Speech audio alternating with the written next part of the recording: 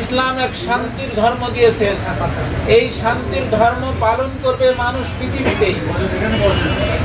এই পৃথিবীতে আল্লাহ তাআলা ভালো মন্দ বুঝার জন্য আকল বিবেক বুদ্ধি দিয়েছেন।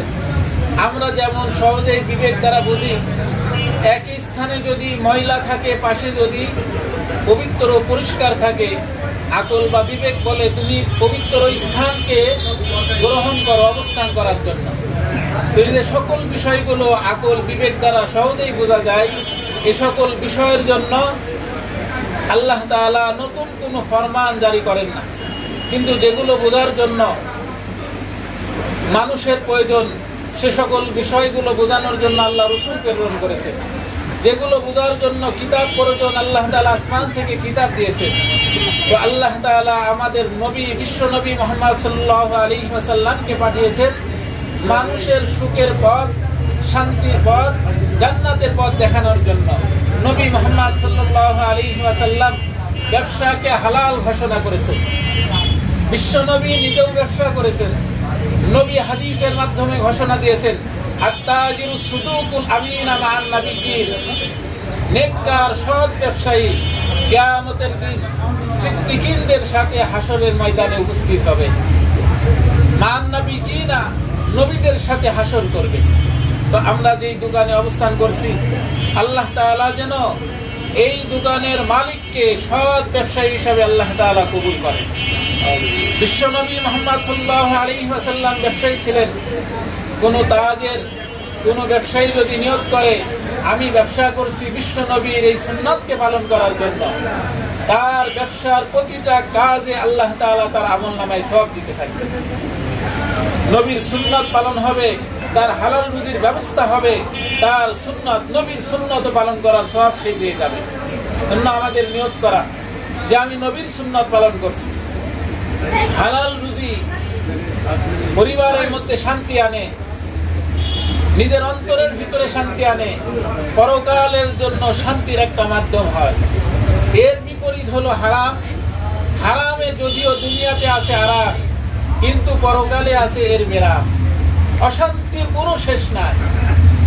হারাম ভক্ষণ করে নেক আমল করবে, সে হারাম ভক্ষণের কারণে পরিপূর্ণ সওয়াব পাবে না। তো আল্লাহ তাআলা ব্যবসাকে হালাল করেছেন। এই ব্যবসা যদি সত্য কথা বলে বলা হয়, সত্য কথা বলে ব্যবসা করা হয়, নবীর সুন্নাত পালন করা হবে, হালাল রুজি উপার্জন হবে, নেক আমল তার আমলনামায় লেখা হবে। আল্লাহ তাআলা কুরআনুল কারীমে বলেন, রিজালুল্লাহ তুলহিহিম তিজারাতু ওয়ালা বাইউন আন যিকরিল্লাহ। এমন কিছু ব্যবসায়ীর কথা আল্লাহ তাআলা উল্লেখ করেছেন যাদের ব্যবসা বাণিজ্য আল্লাহর হুকুম পালন করতে তাদেরকে বাধা প্রদান করে না।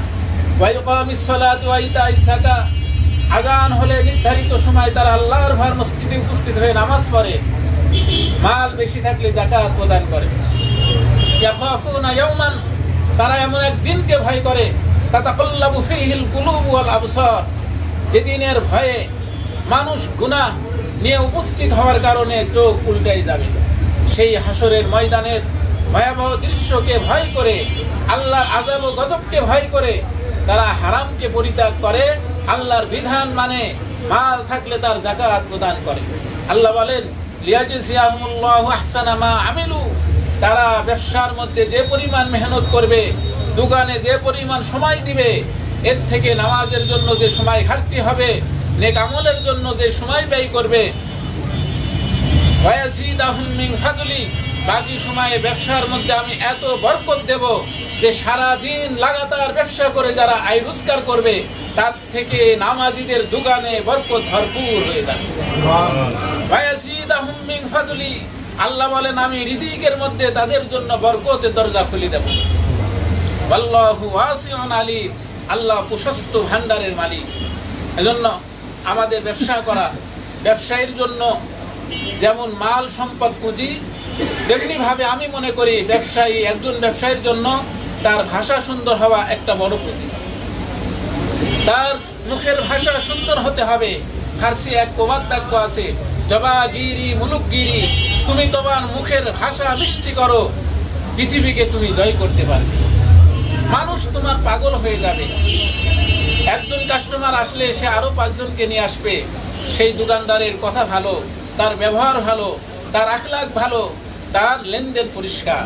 এভাবে যদি আমরা ব্যবসা করতে পারি তাহলে অবশ্যই ব্যবসার মধ্যে বরকত হবে, আয় রোজগারে বরকত হবে।